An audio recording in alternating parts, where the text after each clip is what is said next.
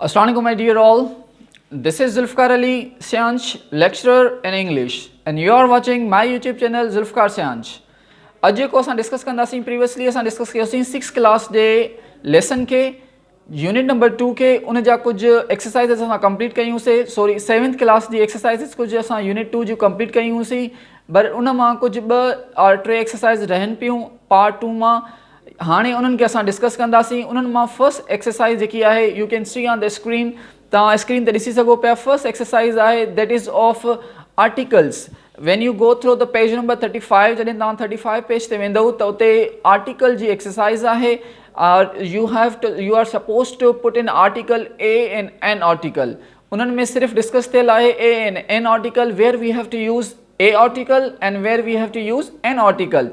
त उन में लिखियल आहे त whenever consonant sounds come, we use a article with the consonant sound. Remember, most of the students get confused. उहे vowel letters जी ॻाल्हि कंदा आहिनि. हिते letters जी डिस्कस न थियल आहे. You can read the instructions as well. The consonant sound sounds. Consonant sound सां जेकॾहिं को वर्ड अचे थो त पोइ उन सां असां a article यूज़ कंदासीं. जेकॾहिं consonant vowel sound सां को वर्ड अचे थो त पोइ उन्हनि सां अॻियां ऐं उहो काउंटेबल आहे ऐं सिंगुलर आहे त पोइ उन सिंगुलर आहे त उन सां असां यूज़ कंदासीं an article. So for example, there are certain a book, a book, an orange. See alif sound अचे पोइ an orange.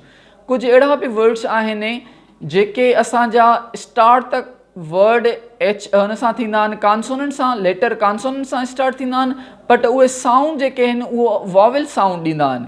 त स्टूडेंट कंफ्यूज़ थी वेंदा आहिनि त असांजो इहो कॉन्सोनेंट लेटर आहे त we have to use a article.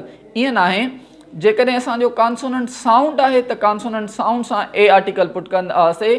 जेकॾहिं वॉवल साउंड आहे त vowel असां n article put कंदासीं. So remember this one, that we are concerned with the consonant letter and consonant sound and vowel sound. Like h, हाणे horse आहे, h for horse, त असां use कंदासीं a horse, because her जो sound कढे थो, her sound is a consonant sound. Similarly hour, हाणे अलिफ जो sound कढे थो, hour माना कलाक. ओके, त हाणे अलिफ जो साउंड कढे थो आहे similarly H sound, H letter आहे पर असांजो साउंड कढे थो अलिफ जो, त असां हिते यूज़ कंदासीं एन आवर. ॾिसो लेटर हिकिड़ो ई आहे पर साउंड डिफरेंट आहिनि. So we have to use a and an according to the consonant sound and consonant letter. Similarly U आहे.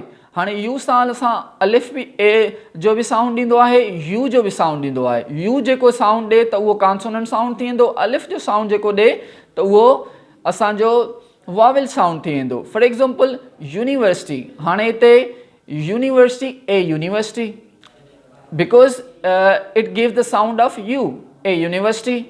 Similarly a unique bike. पर जेकॾहिं असांजो हिते अलिफ जो साउंड ॾे त उते असां यूज़ कंदासीं an. For example an umbrella. Umbrella हाणे अलिफ जो साउंड ॾे पियो, so we have to use an umbrella. सो you have to keep in mind that we are concerned with the consonant sound and vowel sound, not the consonant letter and vowel letter. Similarly कुछ असांजा contractions हूंदा आहिनि, short forms हूंदा आहिनि. हाणे MSc इहो काफ़ी टेस्ट में, सखर IB जी टेस्ट में, FPSC जी टेस्ट में, NTS जी डिफरेंट टेस्ट में ॿुधायो वियो आहे. त हाणे इहो आस्क कयो वियो आहे, MCQs आयो बि आहे त MSc, हाणे स्टूडेंट सम्झंदा आहिनि M लेटर आहे त पोइ असां उन सां यूज़ कंदासीं AMSc. ईअं न आहे, AMSc न आहे, अलिफ जो साउंड ॾे थो. MSc means master of science. So he is MSc in mathematics and MSc in mathematics because it gives the sound of n letter, alif sound. alif जो sound ॾे थो त असां यूज़ कंदासीं he is an MSc, n MA English. ही जेको आहे MA English आहे, n MA, त n MA यूज़ कंदासीं असां जॾहिं बि अलिफ जो साउंड ॾे. त you have to remember these rules. त इहे रूल्स जेके आहिनि बेसिक, इहे तव्हांखे रिमेंबर करणा आहिनि. Hope you are getting my things well. ऐं उन खां अलावा चए पियो एक्सरसाइज़ नंबर 1 आहे त काउंटेबल नाउन सां ए एन यूज़ करे सघो था. सिंगुलर हुजे, नॉन काउंटेबल नाउन सां जेको यू कैन नॉट काउंट त उन्हनि सां ए एन आर्टिकल यूज़ न थींदो. बिकॉज़ जेकॾहिं हुनखे काउंटेबल मेजरमेंट तौरु यूज़ कयो त पोइ you can use a an an article. For example there are 12 nouns given here. कुझु 12 nouns you can see on the screens उते ॾिनल आहिनि. उन्हनि खे असां ए एन आर्टिकल यूज़ करिणो आहे wherever it is necessary, जिते नेसेसरी आहे. Room for example room a room करे सघो था because R is a consonant sound. त रूम जे लाइ असां ए रूम यूज़ कंदासीं. Food food is uncountable noun. You can not count the food. Okay, so there is no article will be used with food. Okay, the apple alif jo sound hai to an apple. Similarly water, now see you cannot count the water. तव्हां water खे count नथा करे सघो त इन जे करे इन सां को बि जेको आहे इन जे करे इन सां को बि आर्टिकल यूज़ न थींदो, neither a article nor an article. त because you can not count the water. But जेकॾहिं तव्हां हिनखे एज़ अ मेजरमेंट टूल तौरु यूज़ कयो पिया, for example glass of water, त पोइ तव्हां यूज़ करे सघो था. हाणे now you can count a glass. हिकिड़ो गिलास तव्हां काउंट करे सघो पिया त यूज़ कंदव a glass of water, a jug of water. Similarly milk you can not count the milk. You can not count milk खे तव्हां काउंट नथा करे सघो. पर जेकॾहिं चओ a litre of milk, a kilogram of milk, a jug of milk, a glass of milk, हाणे now you can count milk. हाणे तव्हां मिल्क खे काउंट करे सघो पिया. त इन जे लाइ असां ए आर्टिकल यूज़ करे सघूं था अकॉर्डिंग टू कॉन्सोनेंट साउंड. जेकॾहिं वाविल साउंड हूंदो त एन यूज़ कंदासीं. Similarly kite you can say ख साउंड आहे ए काइट. सिमिलरली टेबल्स, त टेबल्स सां को बि आर्टिकल यूज़ न थींदो. Tables is the plural. Orange an orange, तव्हां एन ऑरेंज यूज़ करे सघो पिया. आवर जीअं मां पहिरियों ई डिस्कस कयो त एच ते जेको साउंड आहे उहो अलिफ ॾिए थो त पोइ उनजे असां यूज़ कंदासीं एन आवर. जेकॾहिं ह जो साउंड ॾिए हा त पोइ ए हार्स चऊं हा. एन ऑनेस्ट पर्सन, अलिफ जो साउंड ॾिए थो त पोइ एन ऑनेस्ट पर्सन यूज़ कंदासीं. सिमिलरली वेंस, त वेंस प्लूरल आहे. यू कैन नॉट एड ए और N. Then eyes is again as a plural word. You cannot use a or an article with eyes. Finger, so you can use a finger. See, जेके countable होजन. Similarly, petrol, you cannot count petrol. But if you want to say a liter of petrol, then you can use a liter of petrol. There are certain nouns that cannot be counted. Advice, now a advice n advice न थींदो आहे. पर जेकॾहिं तव्हां चओ था a piece of advice, now you can add a article with a piece of advice. So you have to be careful, be attentive while using a an article.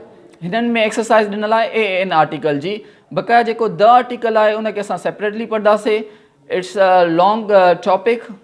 We will also discuss the article in exercises. ही 7th class जे book में exercise आहे. and I will recommend you all जेकॾहिं तव्हां previously videos न ॾिठा आहिनि 6th class जा 2 unit असां ऑलरेडी कवर बि कया आहिनि ऐं ही 7th class जो 2nd यूनिट आहे उहो बि असां कवर कयूं था because these books are recommended by Sakkar IB University. the test इन मां कंडक्ट कई वेंदी. so you must these are important to qualify the test. लेकिन if you want to qualify the test, he recommended books आहिनि. you have to go through them.